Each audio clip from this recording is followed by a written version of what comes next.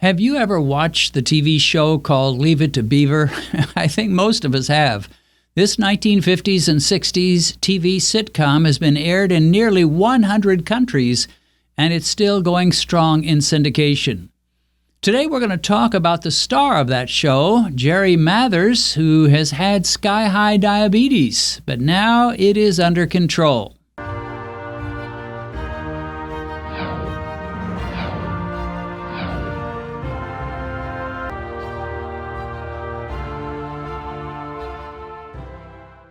I just love the Leave It to Beaver show. It's clean, it's witty, it's well-written, and has a cast of very talented actors.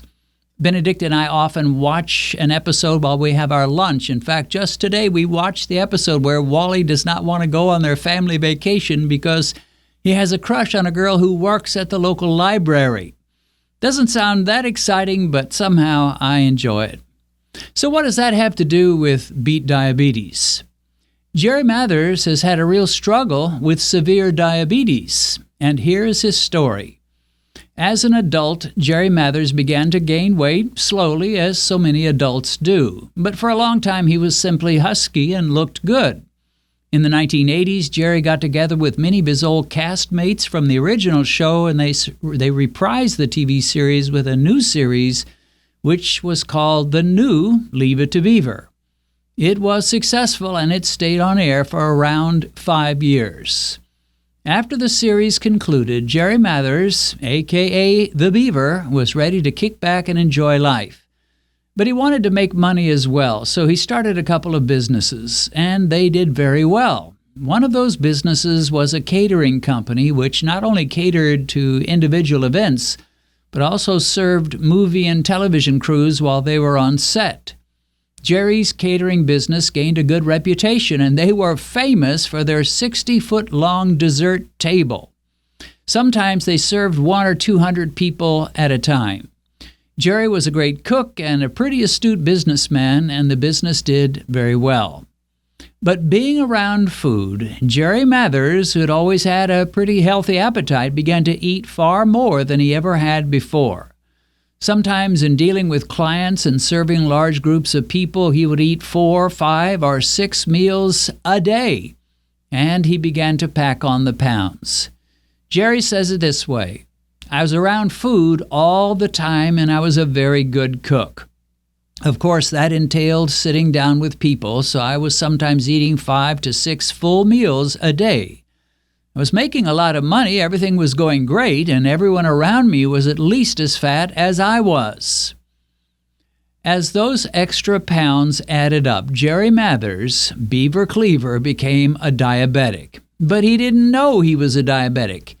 He actually felt pretty good, except for the fact that sometimes in the evenings his feet felt like someone was sticking pins and needles into them.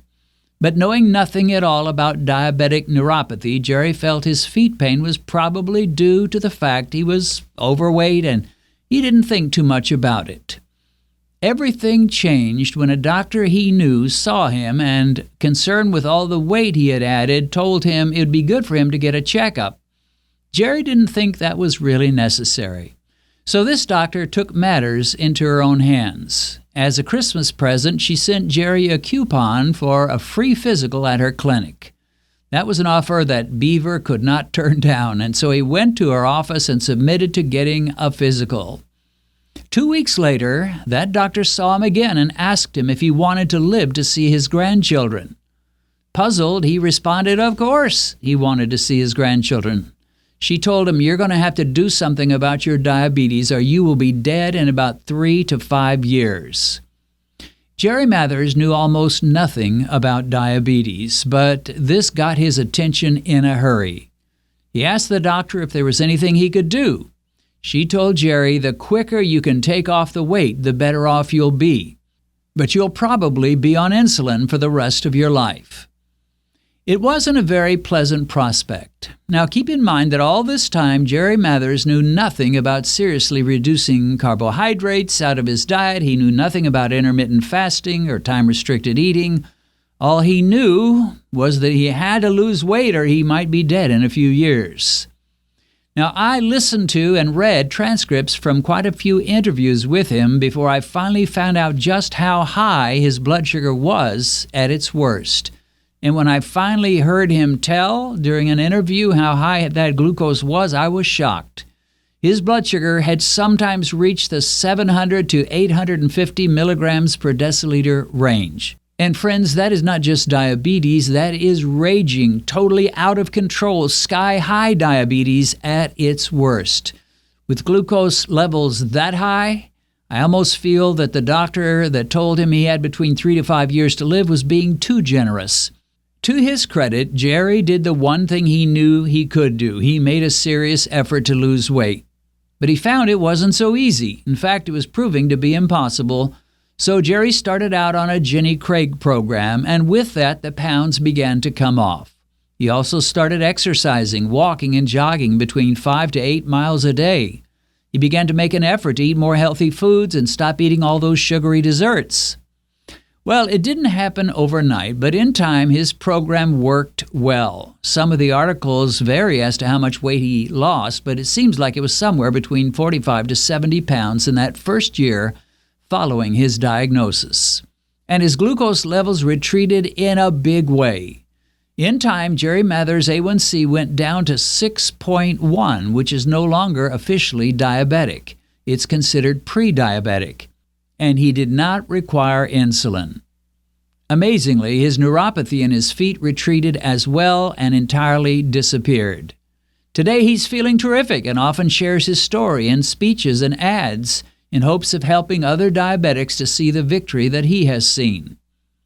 Learning of Jerry's story, I have to give him kudos. He's done a world of good for himself. If he had not intervened and radically changed his diet and the amount he ate, my guess is he would be dead today. As it is, Jerry is 74 and feeling good. He still runs and jogs and walks, he still watches his diet carefully, and he is still testing at a pre-diabetic range. Now, I'll have to say Jerry Mathers and I have a totally different approach to beating diabetes, but his approach has worked for him powerfully, and my approach has worked for me very well. Of course, I've never experienced such outrageously high glucose, so I cannot very well compare myself with him. But I have heard testimony after testimony from people who have had very major, very severe diabetes, and yet they found victory with a totally different approach. So let me give you a few thoughts between Jerry Mather's approach and the approach of tens of thousands of men and women who have seen victory over diabetes by following such doctors as Dr. Jason Fung, Dr. Richard Bernstein, and Dr. Ken Berry. Jerry Mathers sees diabetes as almost perfectly related to being overweight. Here are some of the things he has said in his interviews. He said, "I would like all my fans to know that I would like them to get checked. When you go in for your annual checkup, if you're more than 20 or 30 pounds overweight and your doctor tells you to lose weight, you'd better do it." In another place, he said, "It's all about weight." In another quote, he says, "I am now pre-diabetic because I lost the weight." And in one more quote, he says, "Portion control is one of the things I really have to watch, especially at restaurants." Now, I'm sure if you pressed him, Jerry Mathers would admit that there may be other factors, but his emphasis on weight is undeniable. And I have to say, I cannot blame him for that. When he grew overweight, he became a severe diabetic. When he lost weight, his numbers dropped down below diabetic levels. And keeping that weight off, his numbers are still not diabetic. What other conclusion could you draw except that weight is the main factor? Gain weight, become diabetic. Lose weight, become non-diabetic. But I do not believe that is the whole story. There's no question that excess weight plays a role in diabetes. The heavier you are, the more likely you are to become diabetic.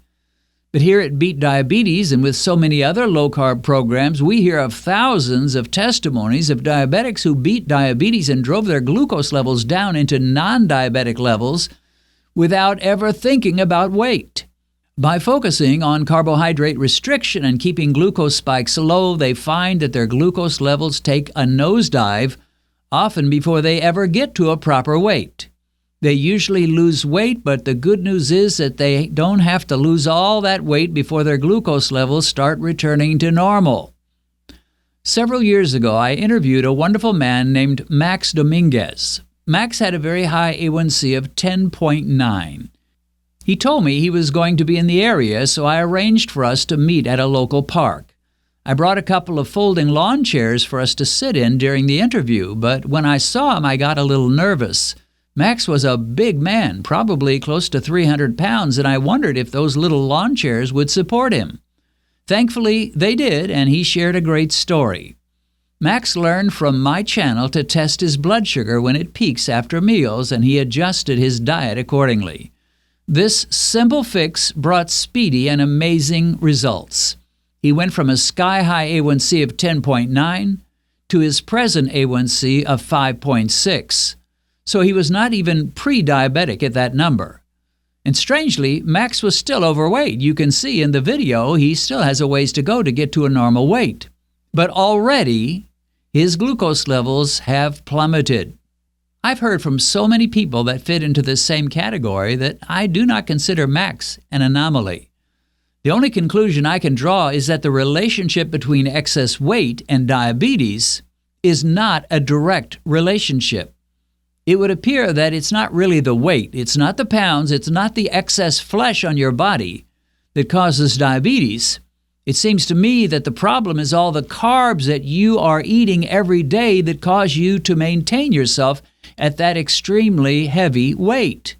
Too many pounds are not really your problem. Your problem is too many donuts and pretzels and ice cream and pizzas and bread rolls and sundaes and Little Debbies and pasta and bagels and candy and cake and pie and baked potatoes and french fries and sodas and orange juice and cinnamon rolls, etc., etc. All those carbohydrates are driving your glucose sky high, not really the pounds. But once you slash the carbs, the pounds are going to come pouring off your body without you thinking about it or making vows to lose weight or take smaller portions or anything else. Nearly every ex-diabetic that I interview will tell me almost the same thing. They did indeed lose a lot of weight, but they lost that weight without really thinking about it or making weight loss a priority. They just reduced their carbs and glucose levels came down. Raging insulin levels came down. And as a bonus, weight came off, and oh yeah, blood sugar came down as well. Now, I haven't shared all this to take away from Jerry Mather's incredible accomplishment. He was told to lose weight, he did what he knew to do, and it worked for him. I think he took the long way around, but at least he got to where he wanted to be. Let me share an illustration. Imagine that you and your friend are stuck out on a desert road about 80 miles away from Tucson on a hot summer day. And you know that if you don't get to Tucson, you'll surely die of heat exhaustion. You're going to have to cover that 80 miles one way or another. But then a guy comes along with a flatbed truck and stops beside you, and you're thrilled. Here is your salvation. But he refuses to drive you to Tucson in his truck. Apparently, he doesn't trust those beady eyes of yours. Instead, he makes you and your friend an offer. He has on his truck a bicycle and a Harley-Davidson motorcycle, and he offers to lend you and your friend the bike and the motorcycle to get you both to Tucson if you promise to return them to him at his home address. The bike will get you to Tucson in about 6 hours of hard pedaling up and down mountains and hills. The motorcycle will get you to Tucson in a little over an hour with no pedaling whatsoever. Being the gentleman that you are, you offer the motorcycle to your friend and you take the bicycle. Your friend takes off on his motorcycle and soon leaves you far behind, and then you start off pedaling and pedaling and pedaling that little bicycle. Finally, after hours and hours of pedaling, you reach Tucson and you find your friend, and he's looking cool and comfortable sitting beside a swimming pool and drinking a Coke, a stevia-sweetened Coke, of course. You, on the other hand, are caked with desert dust. You're covered with sweat and grime, and you're exhausted, as tired as you've ever been in your life. You and your friend are both alive. You have both reached your destination, but you with your bicycle had to work at it a whole lot harder than your friend with his motorcycle. To me, that's the difference between beating diabetes by focusing on losing weight or beating diabetes by focusing on carbohydrate restriction and time-restricted eating. For many people, not all, but for many, weight loss can get you pretty close to where you want to be. But very few people have that kind of discipline. Jerry Mathers is exceptional, and he is to be congratulated. But for every Jerry Mathers who succeeds this way, there are probably dozens who find that focusing on losing weight just doesn't work for them at all. And what about the skinny diabetic that doesn't even have any weight to lose? I know that a lot of diabetics watch this YouTube channel, and who knows, Jerry may even be watching this video. And Jerry, if you are, let me first say, I love your show, Leave It to Beaver. You hit the ball out of the park with that one, and you are a star. But let me challenge you, Jerry, if you're watching, pre-diabetic is great, but non-diabetic is better still. You just might be able to do a whole lot better than 6.1. Around here, we've been participating in a 6-month challenge to get your A1C down into the 5s. But if you're already at 6.1, you just might be able to get down into the mid or low 5s.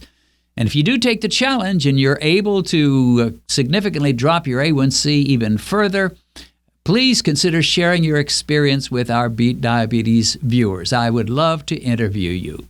And for you who are not TV stars, the good news is that you don't have to be a celebrity to beat diabetes. I'm surely not.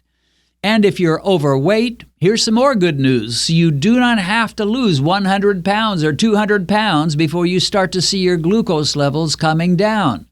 Cut your carbohydrates below 70 grams a day, preferably below 50. Limit your meals to 2 per day with bulletproof coffee substituting for the meal that you give up. And give up snacking altogether. And then watch. What should you watch? Watch those blood sugar numbers coming down, down, down. If you've recently been diagnosed with diabetes and you've just discovered this channel, let me recommend that you go to our Uploads page, which will give you access to every diabetic video we've posted since we began. As you work your way through all our videos, I believe you'll find the help you need. A link to our Uploads page is in the description.